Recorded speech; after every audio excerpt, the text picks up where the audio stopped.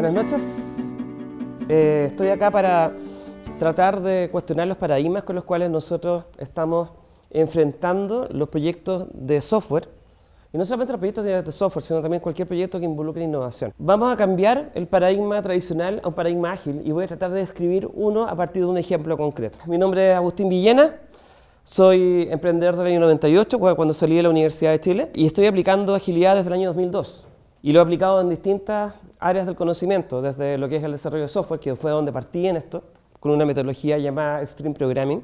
También lo he aplicado en la industria de la creatividad. Varios clientes que he tenido han sido agencias de medios digitales y la sociedad civil. De hecho, parte de mis militancias, yo hago clases en la Facultad de Ciencias Físicas y Matemáticas de la Universidad de Chile, fundador de esta comunidad que se llama la Comunidad Chile Ágil, que es una comunidad de gente que es seguidora de este tema de la agilidad. Y además soy director de esta fundación que se llama Ciudadano Inteligente, que es una fundación orientada a la transparencia y utilizando principalmente lo que son tecnologías, redes sociales, datos abiertos, etc. Un proyecto lo entendemos como una caja negra, ¿cierto?, que recibe requerimientos de entrada y genera una salida. En realidad, uno puede decir que esta entrada es un problema. Yo realizo el proyecto y sale una solución. Según cierta filosofía de gestión, uno podría modelar un proyecto, por ejemplo, la construcción de un edificio, ¿cierto?, como un proceso de este estilo. Por ejemplo, yo voy a hacer primero lo que es el diseño arquitectónico del edificio. Entonces voy a hacer una arquitectura del edificio, voy a hacer pruebas de suelo, voy a hacer la contratación de la empresa constructora, bla, bla, bla, bla, bla, bla, ¿cierto? Después vendrá un proceso acá de validación, después de este proceso vendrá la construcción piso por piso, es un momento que se hará el control de calidad con las instituciones correspondientes, ¿cierto? Se conseguirán los permisos y, bla, bla, sale. Uno podría ser que para cada edificio, si yo tengo varios edificios similares, va a suceder lo mismo, ¿cierto? Y uno esperaría que fuera algo repetitivo. Fíjense que este proceso determinístico, que uno también lo puede encontrar en procesos de negocio, por ejemplo, no sé, sacar la patente de un auto. Cuando uno saca la patente de un auto, uno sigue un proceso. Y eso es un proceso determinístico. Si tú no tienes aprobada la revisión técnica, no puedes sacar y el resultado va a ser siempre el mismo. Entonces, ¿cómo podríamos entender la calidad del proyecto? Uno podría entender que la calidad del proyecto, según normas, por ejemplo, ISO, es que yo cumpla con el proceso, ¿cierto? Cumpla con el plan, por ejemplo. Si a alguno de ustedes le ha tocado trabajar en gestión de proyectos, uno podría decir que una métrica que se utiliza regularmente es si uno está desviado del plan. Tú te desviaste del plan, por lo tanto estamos mal. Para analizar este problema vamos a hacer una metáfora. Vamos a asociar que tenemos un director de orquesta, ¿ya?, que es el jefe de proyecto. Tenemos una partitura, y uno podría decir que una partitura se parece a una carta Gantt. De hecho, fíjense que dice, tú entras, en cierto modo, entras, sales. ¿Okay? Mi papá es director de coro, así que lo conozco perfectamente, de hecho, cómo prepara cada una de las voces. Y tenemos esta orquesta, ¿cierto?, que la calidad se entiende como una rendición adecuada de la partitura. Entonces, lo que estamos viendo acá aplica a cierto tipo de producto, que es el desarrollo de producto tradicional. Y ahí tiene sentido hablar de esta medida de progreso, el avance a la siguiente etapa, ¿cierto? Dice que vamos en el 20%, 40%, 70%, 80%. Ahí tiene sentido. Sin embargo, le quiero decir, ¿cuántas veces le ha pasado con un proyecto que uno va con la carta Gantt y dice, vamos 40, 50, 60%, 70%, 80%, 80%, 80%, 80%, 80%? ¿Sí? Algo pasa, ¿no? Algo raro hay ahí detrás. Eso es lo que voy a tratar de vislumbrar a partir del análisis que estoy haciendo. Entonces, este modelo es un modelo como lanzar una bala de cañón, ¿ya? O sea, yo tengo que poner el cañón y lanzar la bala. Si se me mueve el objetivo, lo que tengo que hacer es ir a arrastrar con todo el cañón, volver a montar la bala y tratar de intentarlo o no. Y en una de esas quizás le puedo achuntar. Vamos entonces a hacer un proyecto. Vamos a hacer el himno de los managers, ¿ok? Este es un proyecto que nos acaban de encargar que nosotros tenemos que gestionar. Entonces vamos a contratar a los mejores. Por ejemplo, vamos a tener a don Vicente Bianchi, eximio músico chileno, a los Jaivas, ¿cierto?, para que le pongan el toque más moderno. Y además vamos a hacer que esto se haga en conjunto con la Sinfónica de Chile. O sea, que no puede fallar, tenemos los mejores. Pero, ojo, a ver, ¿y para quién estamos haciendo esto? Porque cuando hablamos de managers, hay distintos tipos de managers, ¿cierto?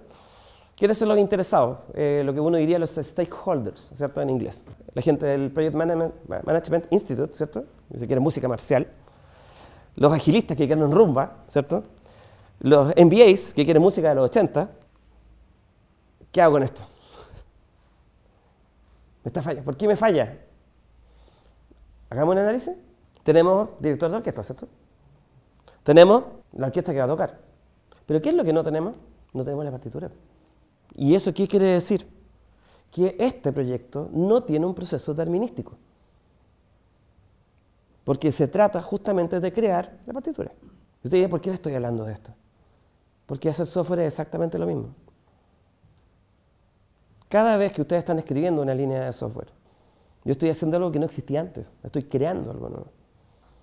Y al crear algo nuevo, eso no tiene un proceso determinístico por definición. Porque significa determinístico significa que ya fue creado. Yo tengo que ejecutarlo. O sea, es la diferencia entre crear una receta y seguir una receta. Si fuera desde el punto de vista de la cocina. Entonces, si es así, sería interesante descubrir cuáles son los riesgos que uno está enfrentando. Vamos a ver una matriz que sirve para analizar esto, que es la matriz de Stacey.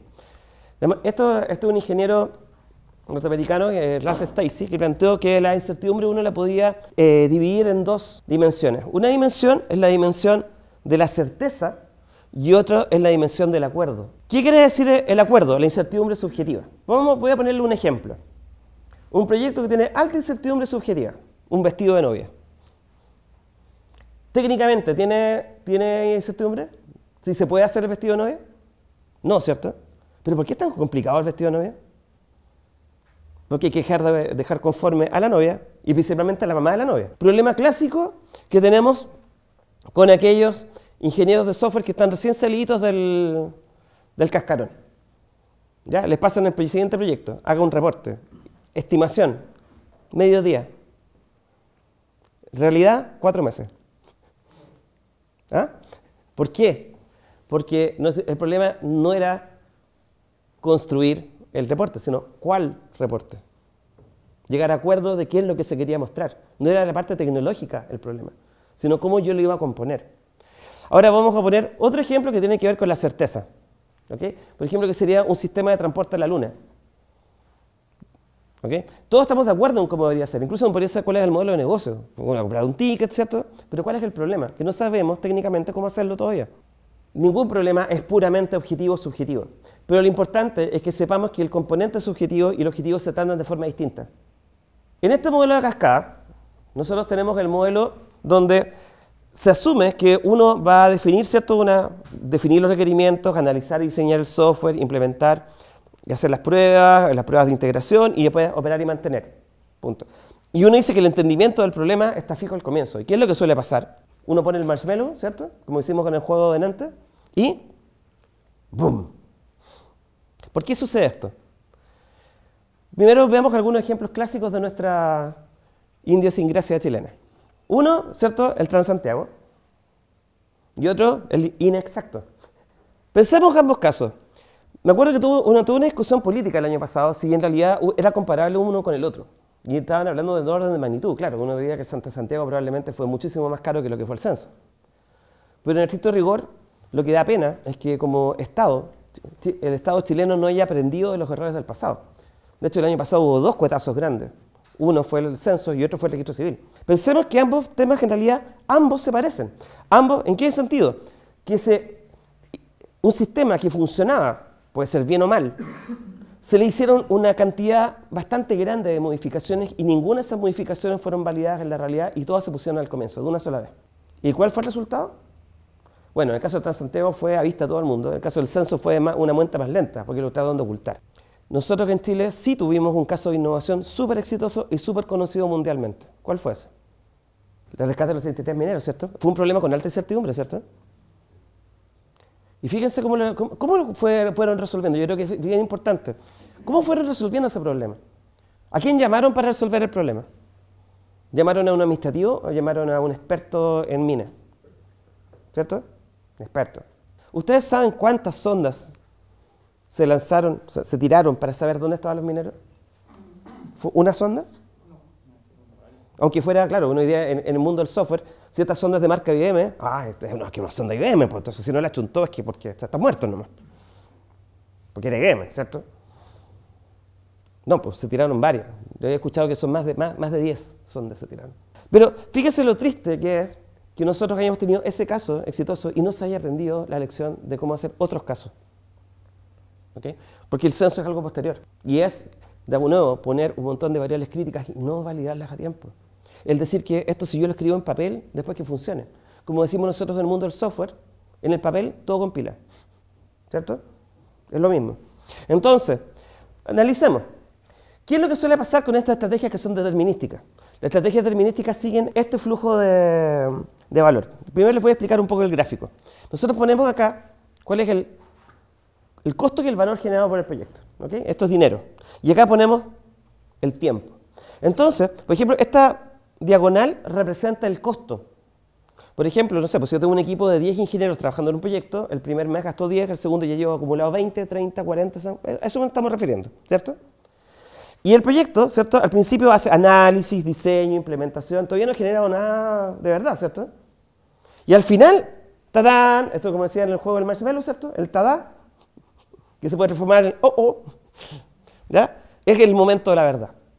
Se posterga el dolor hacia el final.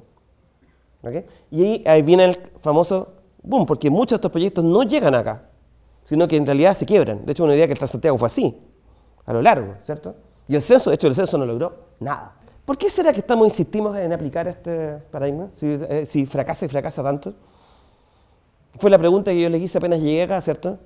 ¿Qué era lo común? Y lo vi en las manos de ustedes, que lo común es vivir proyectos complicados. Nosotros vivimos en una sociedad que está modelada según imagen y semejanza de lo que este caballero creó, el señor Henry Ford. Cuando nosotros entramos al colegio, entramos a una fábrica de niños, donde a todos los niños se les empaqueta por edad, donde a todos los niños se les procesa por profesores distintos que casi nunca hablan con ellos, entre sí. Y después pasaba y los niños defectuosos tenían que repetir, control de calidad. ¿Cierto? Es una fábrica, nosotros vivimos en ese modelo. Pues vemos lo positivo de este modelo primero, para que no seamos tan injustos. Lo primero, este caballero, Ford, él crea una industria de cero, creó la industria automotriz. Los autos que existían muchos años antes, décadas antes, pero eran objetos de lujo. Él lo que hace es sistematizar un proceso que le llaman un flujo productivo constante. O sea, es decir, ahora vamos a tener una fábrica que produce con un ritmo constante un producto definido con un estándar de calidad. Otra cosa que hace es imponer las 40 horas a la semana. Antes de eso, bueno, acá en Chile todavía no aprendemos, después de un siglo, todavía tenemos más de 40 horas a la semana. Pero en Estados Unidos se impusieron las 40 horas a la semana. ¿Por qué? Porque Ford, acompañado de un caballero que se llamaba Frederick Taylor, que es el que creó la ingeniería industrial, lograron medir que los trabajadores cuando trabajaban más de 40 horas a la semana producían menos. La otra cosa, los mejores salarios para los obreros. Pagaba 5 horas al día, que era un montón de plata ese tiempo. Les voy a dar un dato cultural. Pedro Picapiedra, ¿era clase media o era obrero? ¿Ah? Obrero, ¿cierto? Trabajaba en una construcción. ¿Pero vivía como clase media o vivía como obrero? Como clase media, ¿cierto?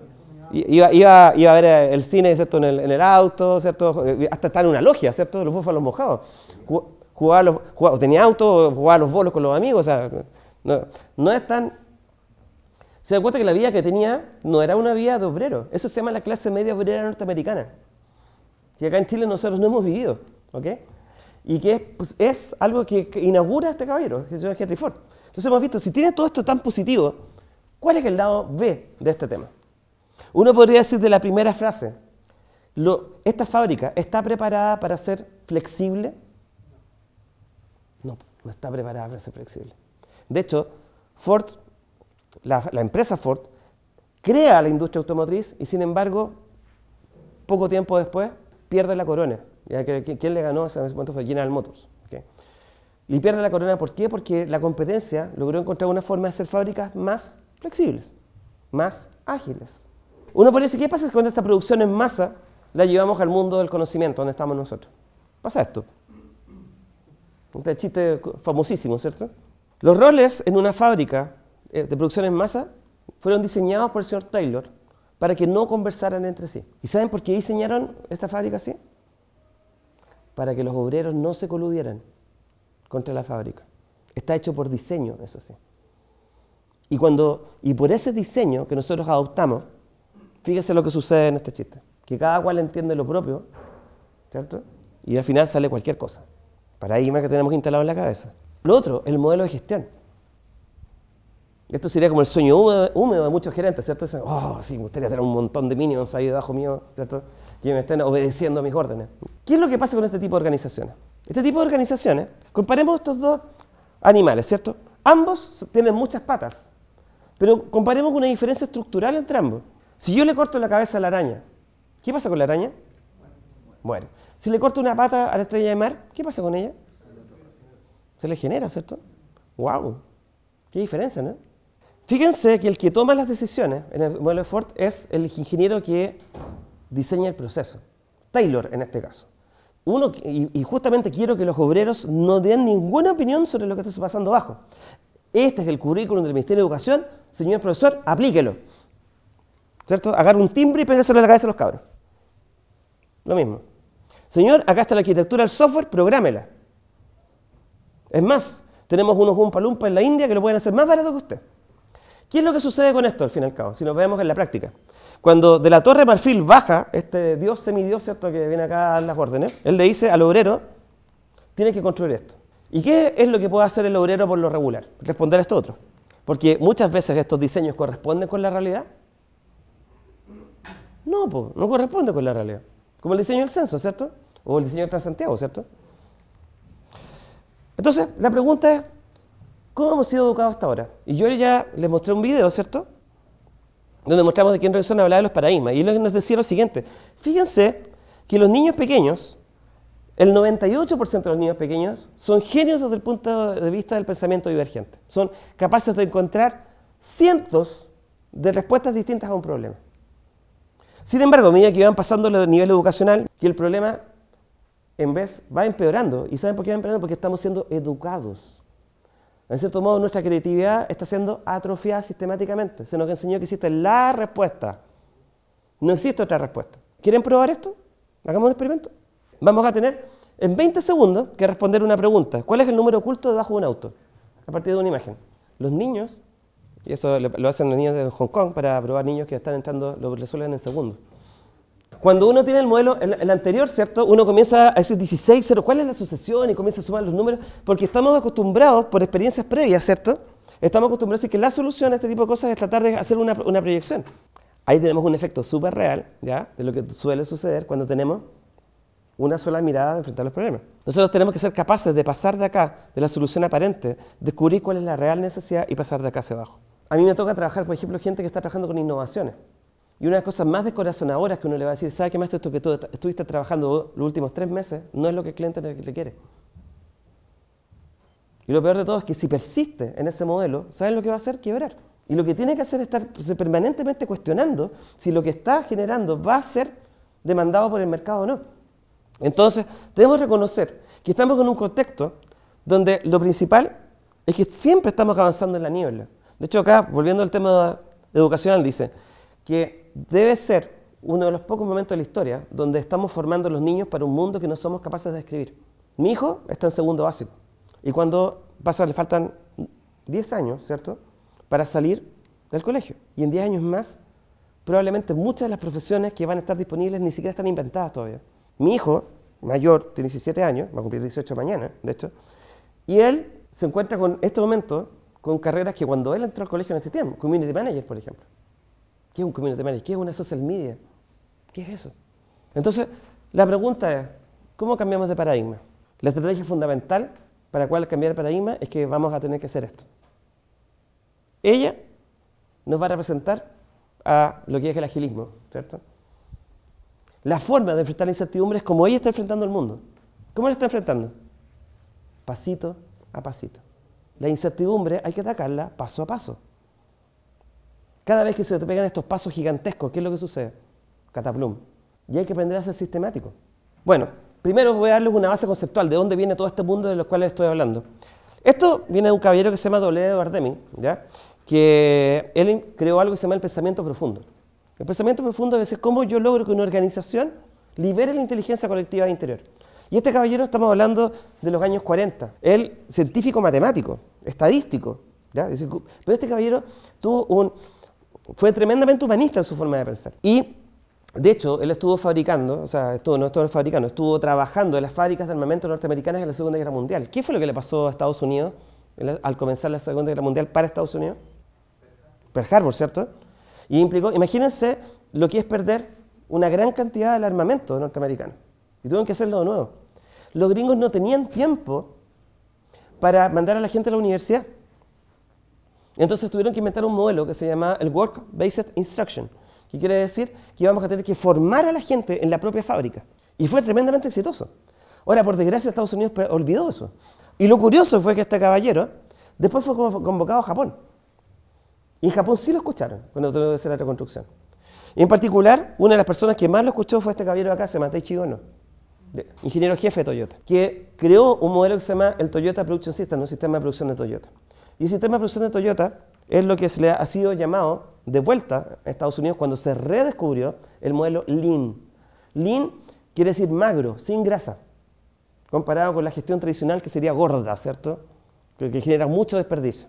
Hay otro elemento importante que también viene de la industria manufacturera en Japón, que es lo que se llama The New Development Game, de Takeuchi Nonaka, dos científicos. Y ellos definieron lo siguiente: si tú estás haciendo proyectos de innovación, no lo hagas en una cascada. No hagas que estos roles estén manejándose como si fuera una posta, sino lo que hace es que integrenlos como si fueran igual que un Scrum.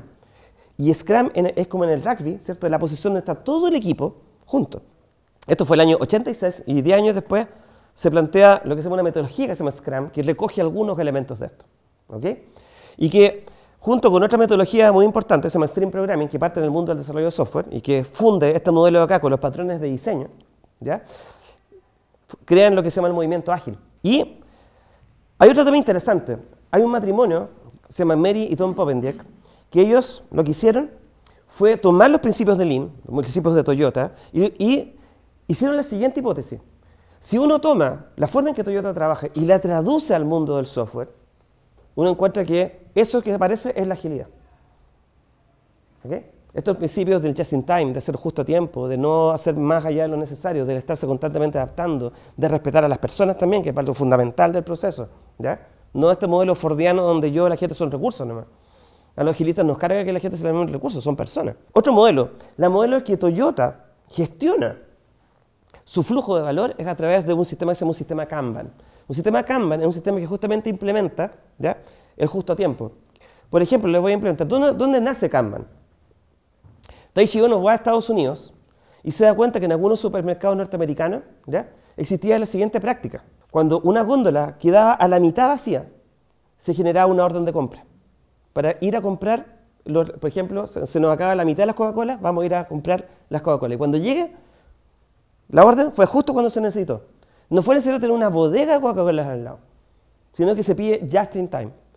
Esa señal de relleno es una señal Kanban. Kanban significa tarjeta señal, es una señal de qué tenemos que hacer. Eso quiere decir que la pega tiene que suceder solo cuando se necesita, no antes. En el mundo del software hay unas estadísticas que dan miedo al respecto, el Chaos Report, y plantea que de todo el software que está en producción en este momento, ¿ya?, alrededor de un 70% no se usa jamás. Y ustedes cuando tienen que mantener ese software, escribir código o mantenerlo en un software, uno dice, oh no, yo voy a mantener solo lo que se usa, o estoy obligado a mantenerlo todo.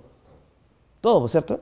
Y uno desgraciadamente no tiene una línea, un señalador que diga, esto no se usa, ojo, no, si uno ve código nomás. Eso es pura grasa. Y por último, acá en la Católica, ustedes tienen una mejor incubadora, ¿cierto?, de Chile y de Latinoamérica, se llama IncubaUC, donde estamos aplicando este modelo que se llama Lean Startup. Lean Startup es fusionar lo que se llama el descubrimiento de clientes con Lean. Quiere decir, descubrimiento de clientes quiere decir, vamos a iterar sobre el mercado y vamos a ir validando de forma experimental lo que realmente el mercado necesita antes de construir algo. La forma de hacer innovación tradicional era bastante cascada. Uno tomaba, no sé, $1 millón de financiamiento y después venía el ¡tarán! Cuando se me acabó el último, y adivina qué pasaba. La mayoría de las veces.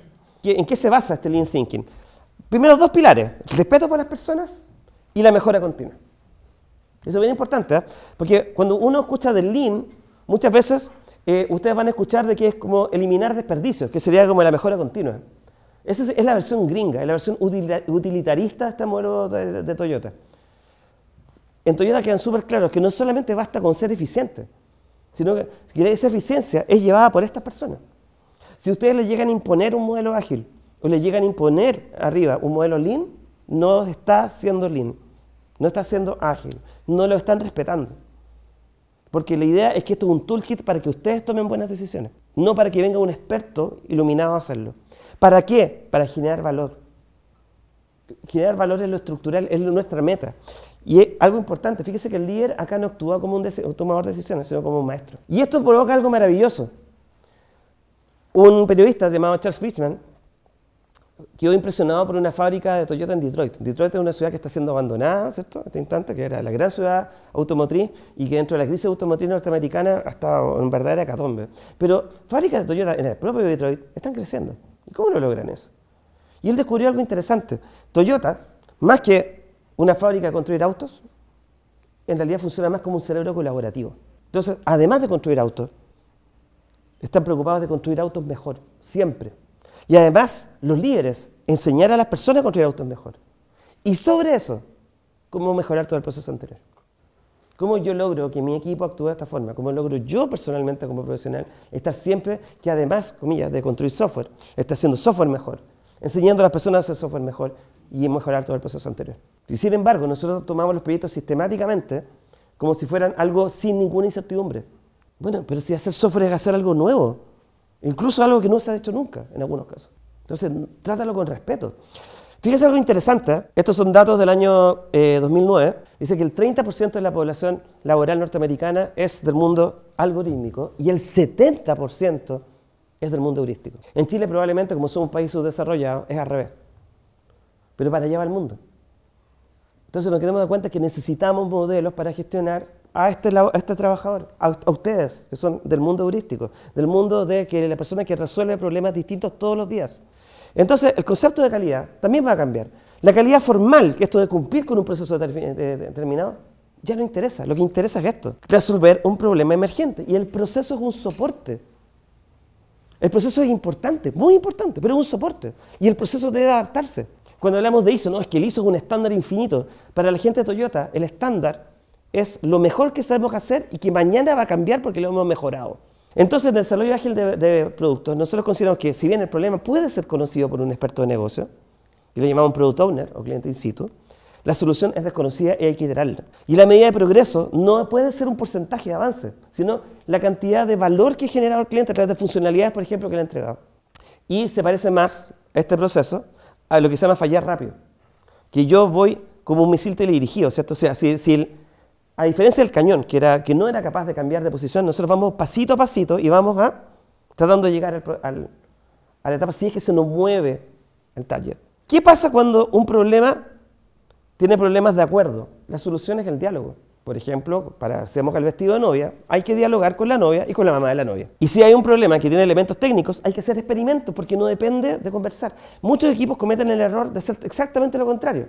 Equipos con putines que no tienen mucha habilidad comunicacional programan todo lo que se les ocurre, a ver si la chuntan. En vez de hablar con el cliente y apuntar a lo que necesitan. Entonces, ojo, hay que entender las problemáticas. ¿Esto es un problema de acuerdo, subjetivo o es objetivo? Si es objetivo, se resuelve con un experimento. Punto. Y si es subjetivo, esa parte se tiene que resolver con diálogo.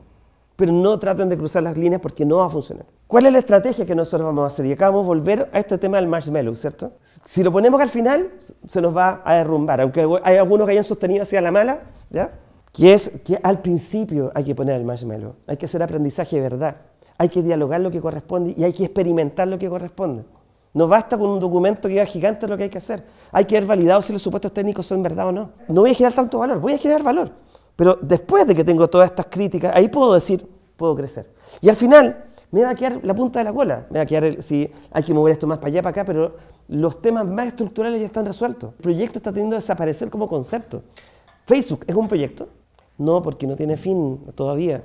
Es un programa, es algo que permanentemente está haciendo. Google tampoco. Es permanentemente, es como si fuera un jardín, que uno lo va agregando temas allá, le quita una... Eso se llama software gardening, que yo actúo con ese proceso. Yo estoy un ecosistema de software vivo que yo estoy manteniendo y mejorando. Pero cuando yo tengo que partir, tengo que ver con ciertas variables estructurales, cuál es el tamaño del jardín. Y por último, ya vamos a ver algo más complejo, que ya, ¿qué pasa cuando ya no sé claramente cuál es el negocio que quiero resolver? Que por ejemplo, cuando es una innovación, cuando quiero generar una startup. Eso se parece a un modelo de cuando nosotros estamos tratando de hacer prospección. Entonces, con el submarino vamos teniendo una sonda que se llama un producto mínimo viable, que es el producto más pequeñito que me permite testear si el mercado está dispuesto o no a capturar este proyecto. Y si lo logro encontrar, yo voy a poder tener datos de demanda de los clientes. Y poder saber si realmente este proyecto tiene mercado o no tiene mercado. Y este proyecto yo lo veo funcionar. O sea, se puede hacer, sí, se puede sistematizar. Ahora, no te asegura el éxito, pero te asegura por lo menos de que que fuiste a la quiebra haciendo el experimento. Porque en un momento dices, ¿sabes qué más? No hay mercado acá, esto no va a dar el tiempo suficiente. Y por último, la invitación a participar de esta comunidad que está acá, se llama Chile Ágil, un grupo totalmente abierto, open. Ahí está la comunidad, este es el foro de la comunidad. Es totalmente abierto para que ustedes participen de las conversaciones. Tenemos interesantes discusiones además sobre lo que es el mercado, principalmente TI, del trabajo en Chile, donde tenemos varias enfermedades como todas estas empresas que no generan mucho valor y que venden personas como si fueran carne, ¿cierto? Nosotros estamos absolutamente en contra de eso y estamos por lograr valorar a las personas no como recursos, sino como lo que realmente es un talento en potencia que tenemos que saber sacar adelante. Así que muchas gracias.